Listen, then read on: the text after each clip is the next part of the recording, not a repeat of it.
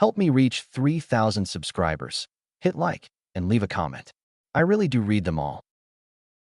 The kitchen smells like burnt toast and stale coffee, the kind that lingers in a house too long. I'm at the table, staring at a chipped mug with a faded logo from a 5K we ran back when we still laughed together. Sunlight cuts through the blinds, painting the room like some suburban dream, but it's a facade. Ellen's across from me, her phone a permanent extension of her hand, thumb flicking like she's erasing me from her feed. 12 years married, and I know her moves. That purse of her lips, like she's tasting something sour, means she's about to throw a jab.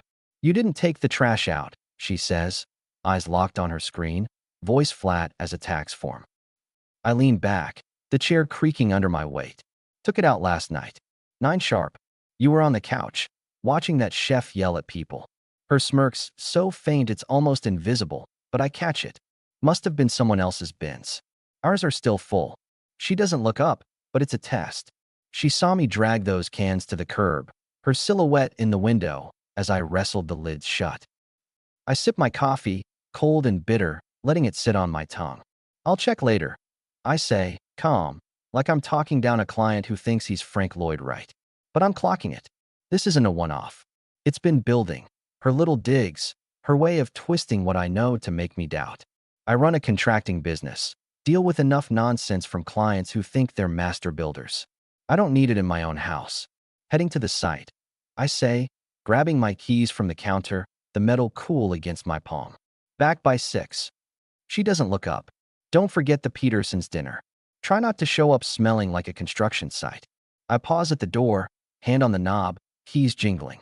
The Petersons are her people, not mine. Another night of her steering the conversation, tossing out barbs about my simple life, while I nod through overpriced Merlot.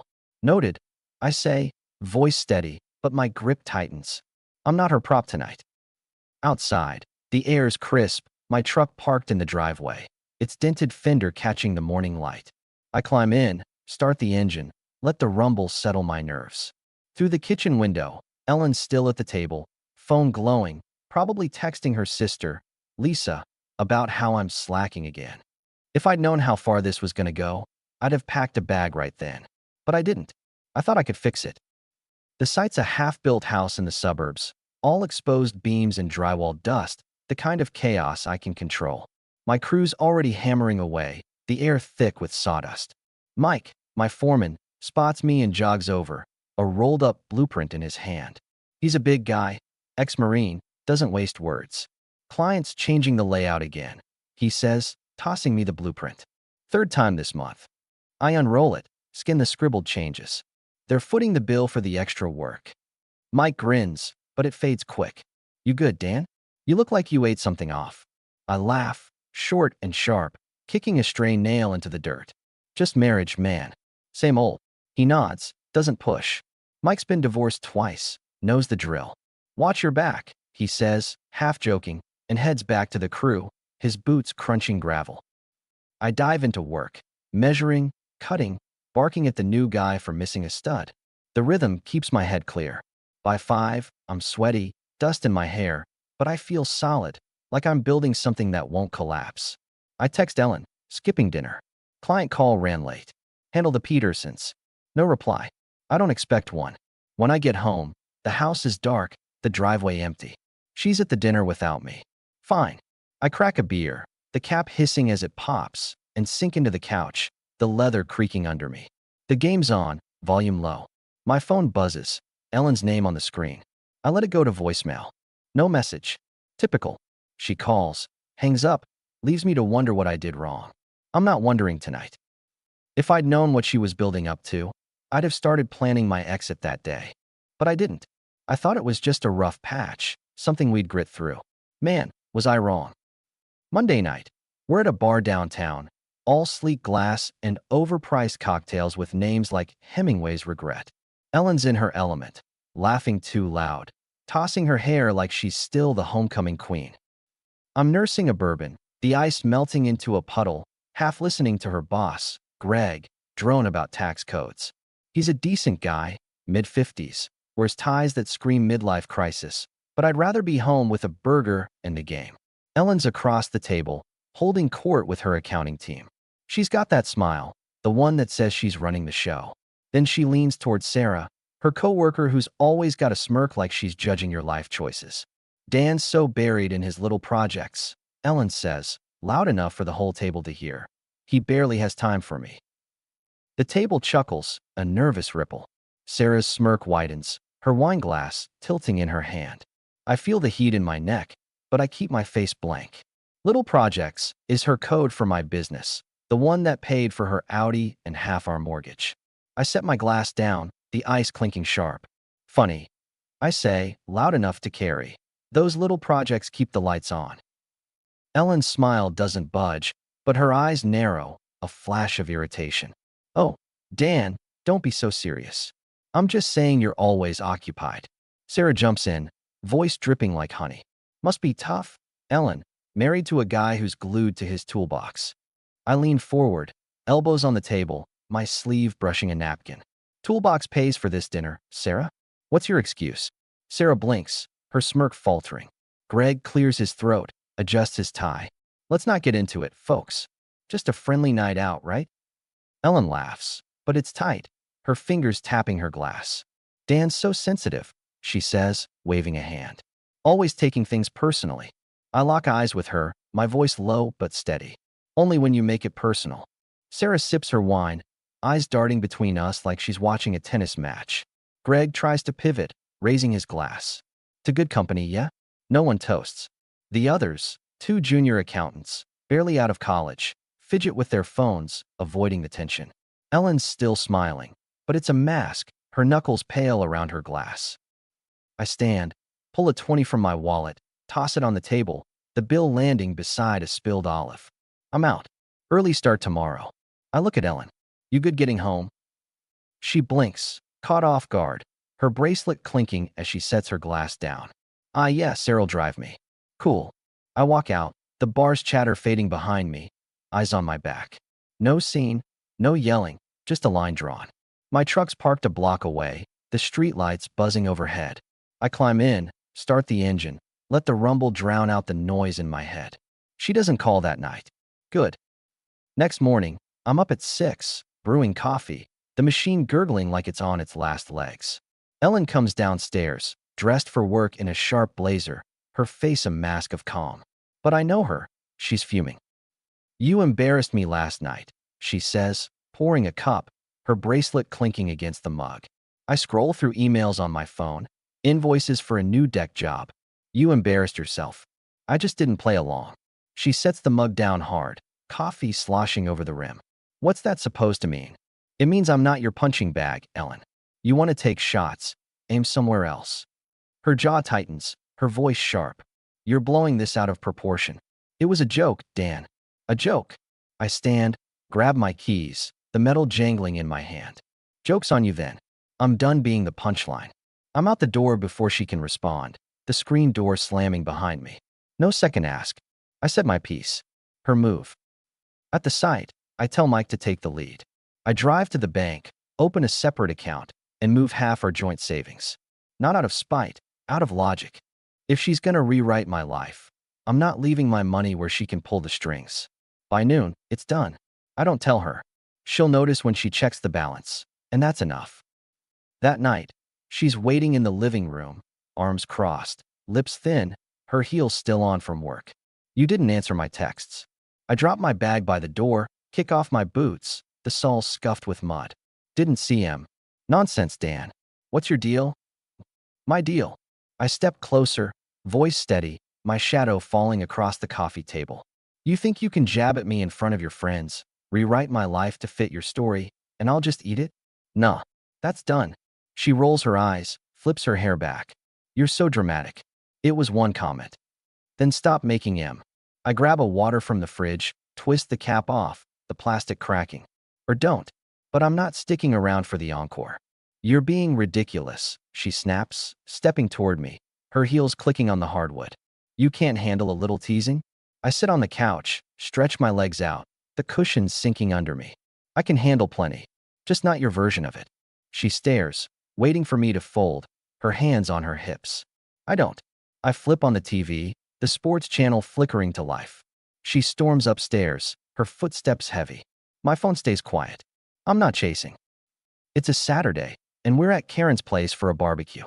The backyard's a suburban cliché. Kids chasing a soccer ball, burgers sizzling on the grill, plastic cups of lemonade sweating in the heat. Karen, Ellen's sister, is warm but frazzled, darting between the kitchen and the patio, trying to keep everyone happy.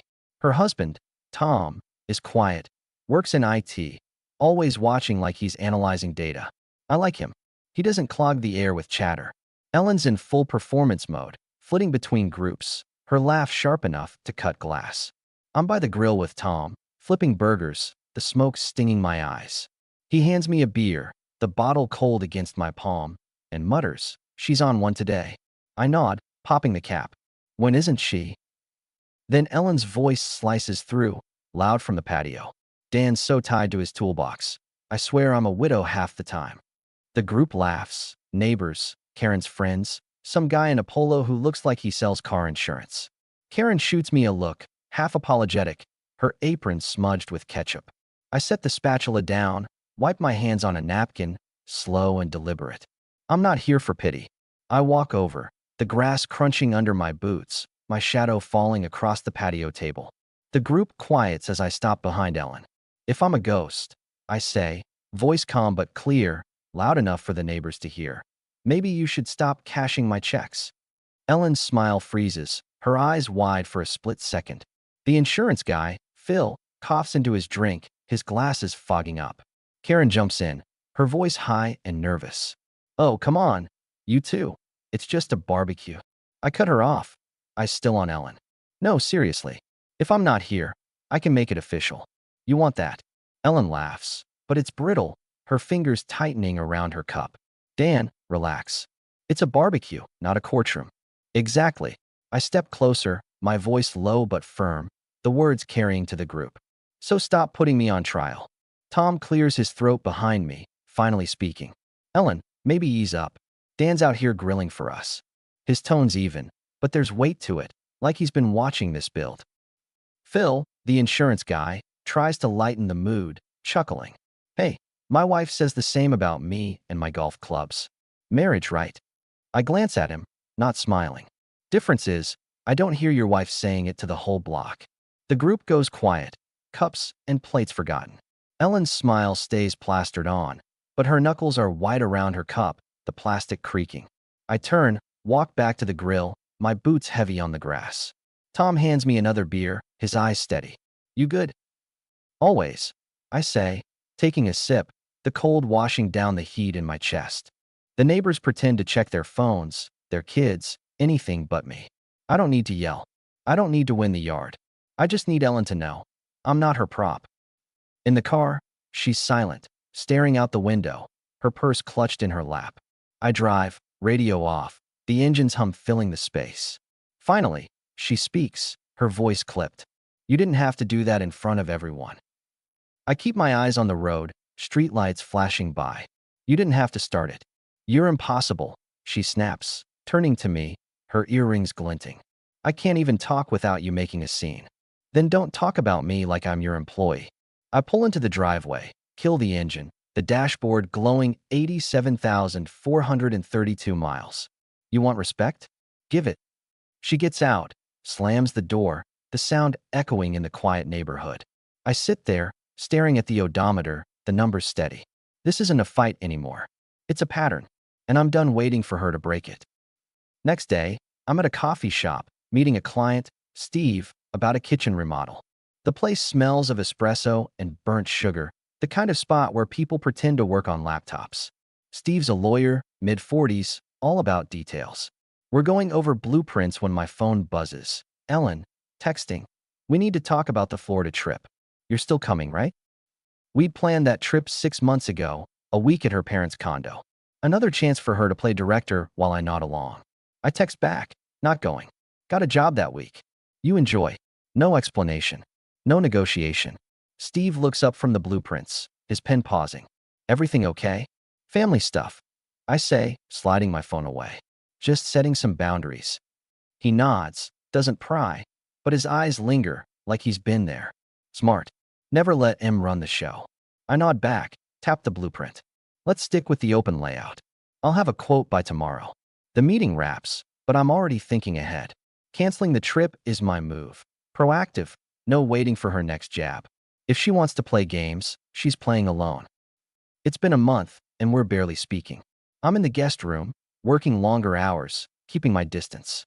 Ellen's doubled down. More digs, more control. She started checking in on my schedule, texting where I'm at, who I'm meeting, like I'm on a leash. Last week, she joked, in front of our neighbor, Jim, that I'm probably hiding a secret life. Jim laughed, but his eyes flicked to me, questioning. I didn't correct her. I just walked away. I'm at the hardware store, picking up lumber for a deck job. The place smells of sawdust and motor oil, my kind of sanctuary. I'm in the aisle, checking cedar planks, when Jim walks up, a cart full of paint cans rattling behind him. Heard you're living the bachelor life, he says, half smirking, leaning on his cart. I stack a plank, the wood rough under my hands. Ellen's got a big imagination. He chuckles, but it's uneasy. She was over last night, talking to my wife. Said you're distant. Everything okay? I set another plank down, look at him. She's rewriting the story, Jim. I'm just not reading from her script anymore. He nods, scratches his neck. Yeah, well, marriage is tough. You guys'll figure it out. Maybe, I say, but I'm already done figuring. I grab my cart, head to the register. Jim doesn't follow, but I feel his eyes on me. Ellen's spreading her version, but I'm not here to correct it. I'm here to change the game. That night, she's in the kitchen, chopping carrots with a vengeance, the knife thwacking the board. You blew off my parents' lunch, she says, not looking up. Had a client, I say, dropping my keys on the counter, the clink loud in the quiet. They don't wait. She stops, turns, her eyes sharp. You couldn't call? You know how that looks? Looks like I'm working. I open the fridge, grab a water, the cold bottle slick in my hand. You want me on a leash, get a dog. She slams the knife down, carrots rolling. You're not the only one with a job. Dan, I'm drowning at work, and you can't even show up for lunch? You didn't ask me to show up. You told me. I twist the cap off, take a sip. There's a difference. She laughs, bitter, her hands on her hips. You're unbelievable. Everything's a fight now. Only when you make it one. I walk past her, head to the living room, the hardwood creaking under my boots. Let me know when you're ready to talk like adults. She doesn't follow. The knife starts up again, faster, the rhythm sharp. I'm not escalating. I'm just not playing. The high school reunion's tonight, a big deal in our small town. Ellen's been planning it for weeks, coordinating with her old cheerleader friends. I'm here because I promised months ago, before things went south. The gym's decked out with balloons, a cheesy banner screaming Class of '95, Forever Young. I'm in a button-down, standing by the punch bowl, the plastic cups sweating in my hand. Ellen's across the room, glowing, all charm and nostalgia, but I know her. She's hunting for a stage. I'm talking to Dave, an old football teammate, now a mechanic with a shop downtown. He's got gray in his beard, but the same easy grin. You and Ellen still tight? He asks, sipping a beer, his wedding ring glinting. Barely, I say, keeping it light, swirling the punch. You know how it goes? He nods, about to reply, when Ellen's voice cuts through, loud over the music. I love Dan, but sometimes I wonder if I picked the wrong guy, she says, her voice carrying to half the gym. You ever think you made a mistake, but it's too late to fix it? The table laughs, but it's strained. Dave's eyebrows shoot up, his bottle frozen halfway to his mouth. Lisa, Ellen's old cheerleader friend, leans in, smirking. Girl, we all have those moments. But Dan's solid, right? Ellen shrugs, her smile sharp. Solid's one word for it. I feel the room tilt, not from anger, but from clarity. This is it, the line she's been dancing toward for years. I set my cup down, the plastic crinkling, and walk over, my steps steady. The table quiets as I stop behind her. Ellen, I say, voice even, loud enough for her friends to hear. You didn't pick wrong. You just forgot who you picked. Her face flushes, but she tries to laugh it off, tossing her hair. Dan, come on, it's just a joke. No, I cut her off, calm but final, my hands in my pockets. I'm done fixing your mistakes. Lisa pipes up, her voice loud, like she's auditioning for a reality show. Wow, Dan, way to take it personally. I look at her, steady. I take it how it's given. Dave steps up, his beer still in hand, his voice low but firm. Ellen, maybe cool it. Dan's not the one making a scene. Ellen's smile tightens, her eyes darting to the table, then back to me. You're making this bigger than it is? I nod to the table, my voice steady. Enjoy your night. I walk out, past the balloons, past the stairs, into the parking lot. The air's cold, sharp in my lungs. My phone buzzes before I reach my truck. Ellen's name. I don't answer. I climb in, start the engine, let the rumble drown out the noise. I meant what I said. I'm done. She calls every day after that, sometimes twice. I don't pick up. I don't block her either. I'm not petty. But I'm not playing her game. I move my stuff to a furnished apartment across town, a one-bedroom. Nothing fancy, just a bed, a couch, and a view of the park. I text her, I'm out. We'll sort the details later. No reply. Fine. A week later, I'm at a diner with Mike, grabbing lunch between jobs. The place smells of grease and coffee, the counter sticky under my elbows. Mike's tearing into a burger, talking about a client who wants a custom deck by next month. My phone buzzes, Ellen again. I flip it face down, the screen smacking the table. She's still at it. Mike asks, wiping ketchup off his chin, his flannel sleeve brushing the plate. Like a broken record. I say, cutting into my steak, the knife scraping the plate. Thinks she can talk me back. He snorts, shakes his head. You're out, man. That's the play. She had her shot. Yeah. I say, chewing slow. She's not used to losing control. Mike leans back, his chair creaking. Control's all she's got. My second ex was like that, always pulling strings. You cut him, they unravel. I nod, take a sip of water. Already unraveling. He grins, points a fry at me. You're looking better, Dan. Like you dropped 100 pounds of nonsense. Not wrong. I say, but it's more than that. It's like I've been carrying her game for years, and I'm finally free. 3 months later, I'm in my apartment, a coffee mug steaming on the table, the ceramic warm under my fingers.